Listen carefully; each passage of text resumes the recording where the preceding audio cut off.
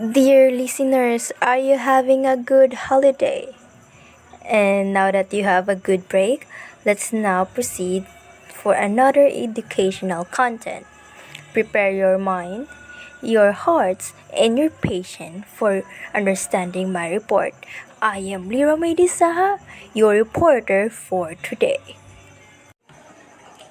Now that the previous contributor of historical timeline of the Noteworthy Linguists is already been discussed by the recent reporter, we now turn our attention to another influential figure in the history of linguistics. In this part, we will discuss the key contributions of these linguists to the field and their impact on our understanding of language. Noam Chomsky.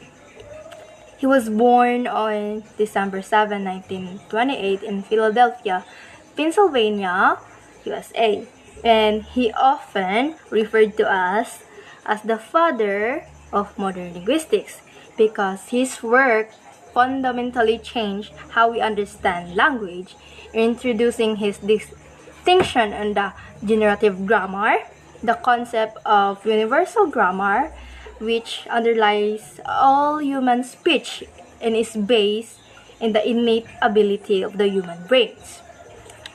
So, Noam Chomsky is an American theoretical linguist whose work from the 1950s revolutionized the field of linguistics by treating language as uniquely human, biologically based cognitive capacity. So he believes that we're born with a special ability to learn languages, kind of like a built-in language learning program in our brains that he calls this as universal grammar. Chomsky is interested in understanding these hidden rules, not just how we use language in everyday conversations. He also argued that all languages share basic rules, and he's trying to uncover these universal properties, which is called the universal grammars, and he thinks that understanding the rules of universal grammar is key to understanding how we think and communicate. So, Chomsky's first distinction is generative grammar, and it discusses the relationship between linguistic competence and performance. So, according to the author, competence corresponds to the capacity of an ideal speaker listener to associate sounds and meanings according to unconscious automatic rule. So, Chomsky's distinctions between linguistic competence and performance highlights a crucial part in his theory of generative grammar. He believes that understanding the underlying rules of language is crucial to understanding how humans acquire and use language. He argues that focusing on performance alone wouldn't fully reveal the complex mechanism at play in language. And this generative grammar is significantly part of his theory to the contribution of the historical story of language. And it mostly aimed at ideal speaker listeners. So, competence refers to the ideal speaker listener's knowledge of a language. It includes the ability to associate sounds and meaning using unconscious rules. So, linguistic competence, it represents the ideal speaker listener's knowledge of a language. For example, knowing the grammar of a language, the basic rules informing the language. And this knowledge is unconscious and automatic, meaning speakers aren't aware of the rules they follow when using language. So it comes out naturally. And it is a system of rules that govern how sounds and meanings are combined. So this is the linguistic competence. While performance refers to how language is actually used in real-world situations where mistakes and context play a role. So, performance refers to the actual use of language in real-world situations like writing and speaking in everyday use. This includes errors, hesitations, and variation in speech. There's different way people communicate with each other in our everyday lives. It influenced by factors like distraction, context, individual limitation. So these concepts explains the linguistic performance. So Chomsky is mostly interested in competence. He wants to understand the rules that make up our internal language program, which is the universal grammar. And to better understand this, I have an example. Imagine you want to learn a new language. You might make mistakes at first, but eventually you will learn the rules and can speak it fluently. This is because our brain has this innate ability to learn the language, and this is called the universal grammar. It helps us learn the way we talk to each other, even though at first we will commit some mistakes. Chomsky also studies how children learn language so quickly. He believes that children are not just copying what they hear. Instead, they are using their universal grammar to figure out the rules of the language. So, children doesn't really just learn by what they hear in the environment.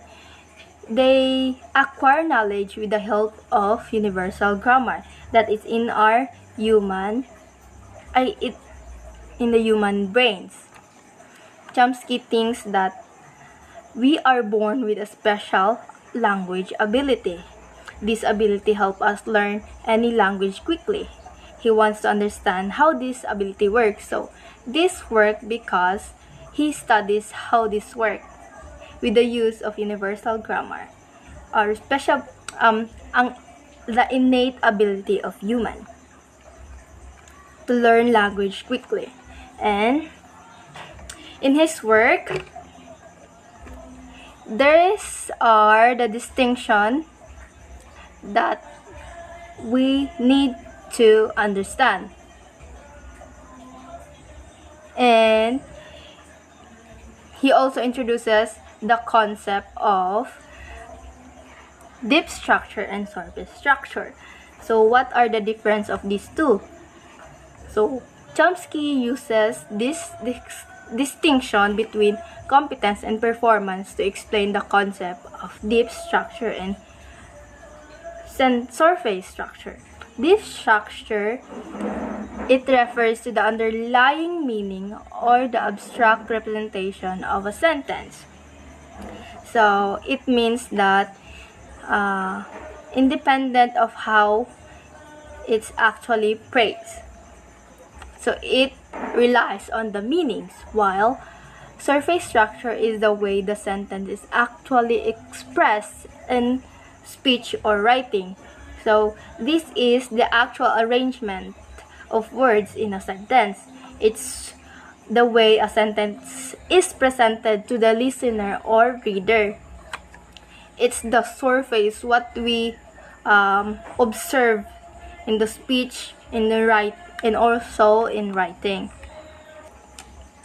So Chomsky used sentence like John is eager to please and John is easy to please. So the both sentences appear to have the same surface structure, but they differ in the deep structure because in the first sentence, John is the subject of the verb please. John is eager to please, which means he's the one doing the pleasing. While in the second sentence, John is easy to please. And John here becomes the object of the verb please. He's the one being pleased. John is easy to please. John became the subject. And these two sentences share the same surface because John can either be the subject or object of the verb please. So this idea of competence in performance also reflects Chomsky's broader view that understanding language involves exploring the mind and cognitive abilities rather than just focusing on the external use of language in society. So Chomsky's work emphasized the mental nature of language. It focuses on our cognitive abilities rather than on the external and physical realm. He believes that language is not just a set of sounds or symbols, but a complex cognitive system that exists in the mind of each individual.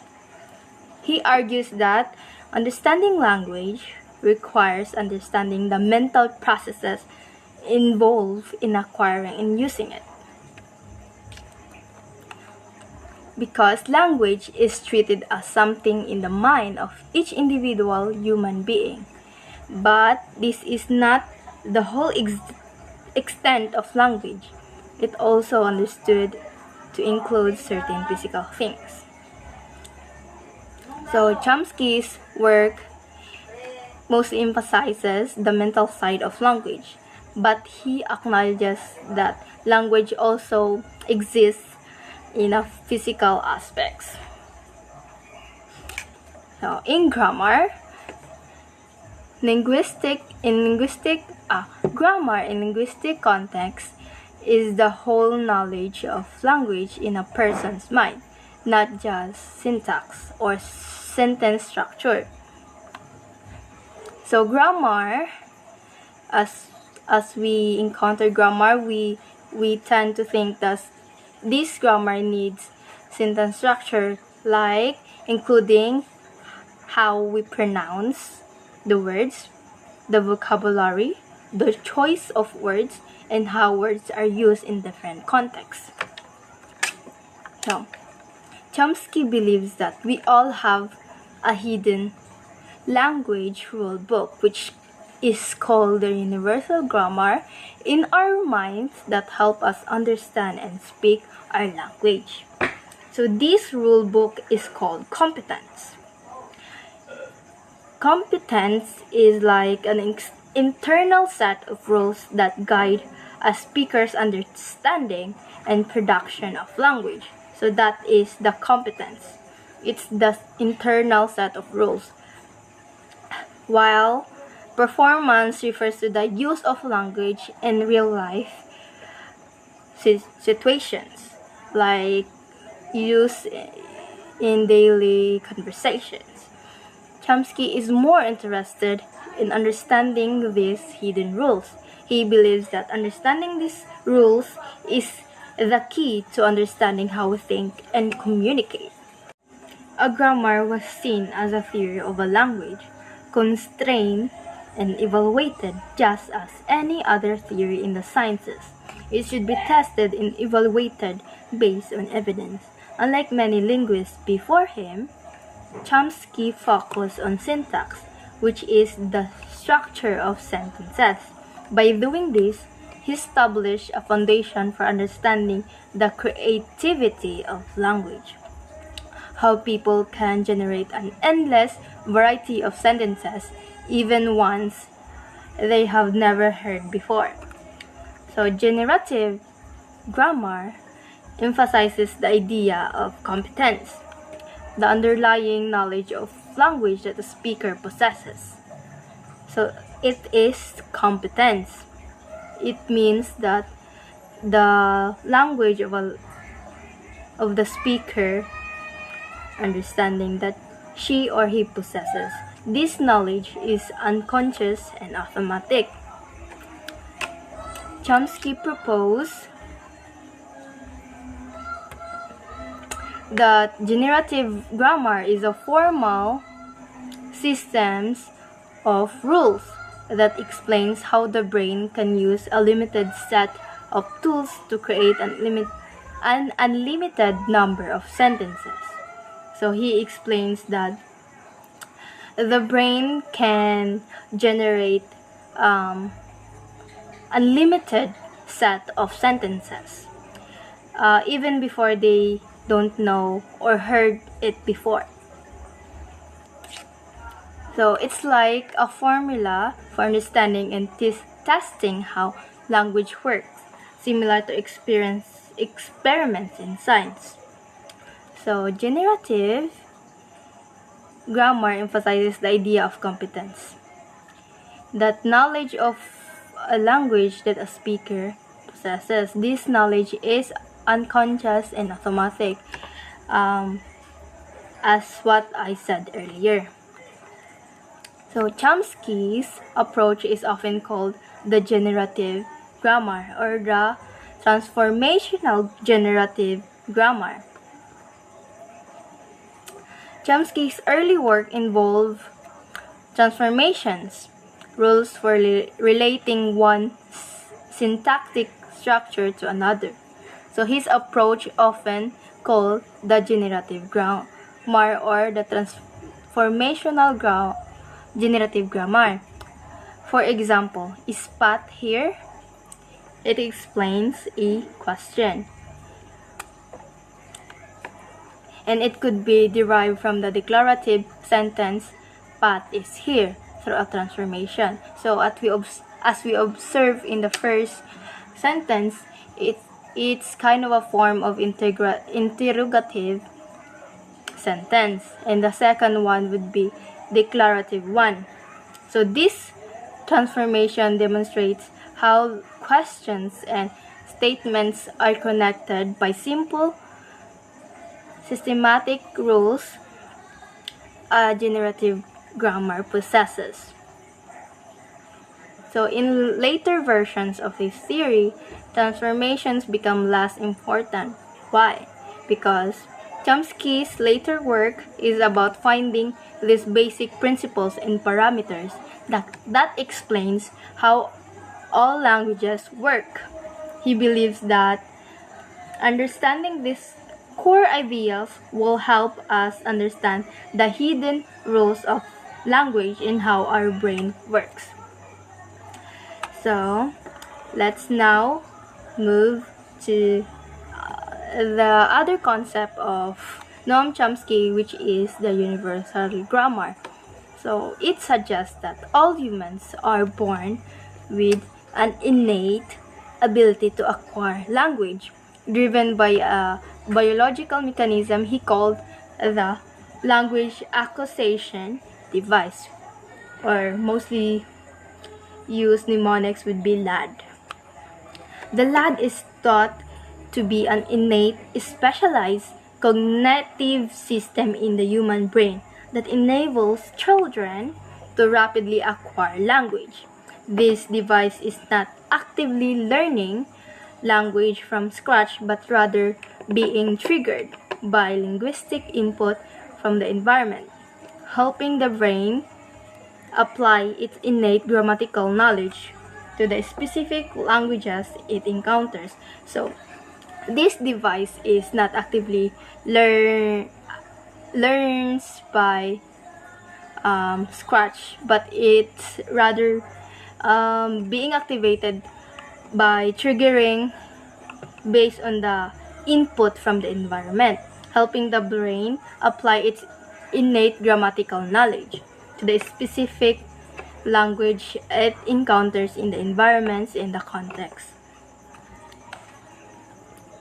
Chomsky proposed that all humans are born with an innate ability to acquire language. And let's now proceed to the other concept of his theory is the poverty of the stimulus. It is a concept to explain that the language children hear is often too limited or imperfect for them to fully learn the complex rules of grammar. Chomsky argued that children learn language despite hearing limited and imperfect language. This suggests that they must have some innate knowledge of language.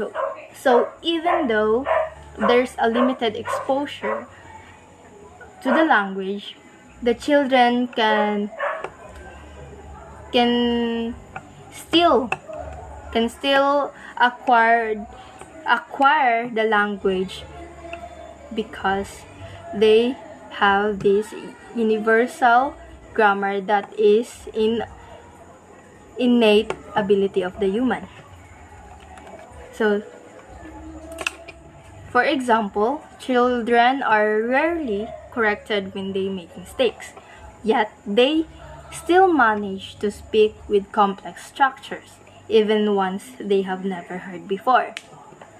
And he argued that this suggests there might be something innate in the brain that helps children learn language, something beyond simply imitating what they hear. So, as what I explained earlier, he argued that even though the children weren't familiar with the word, they still understand or acquire the language because there must be something innate in the brain that helps them learn the language. But some critics believe that language can be explained through general cognitive abilities in social interaction rather than a fixed inborn set of universal rules. So, in short, some believe language acquisition is not due to innate structures like universal grammar and language acquisition device, but may involve more generally cognitive processes and richer input from the environment. So, some critics argue the theory of Chomsky because it may be explainable that some language acquisition is not due to innate structures, but maybe involves the role of the environment. Thank you. I hope you acquire something from this discussion.